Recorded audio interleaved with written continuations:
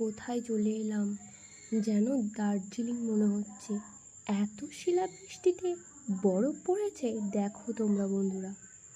বরফে বরফ, জাস্ট চারিদিকটা বরফে ঢাকা, একদম সাদা হয়ে গিয়েছে।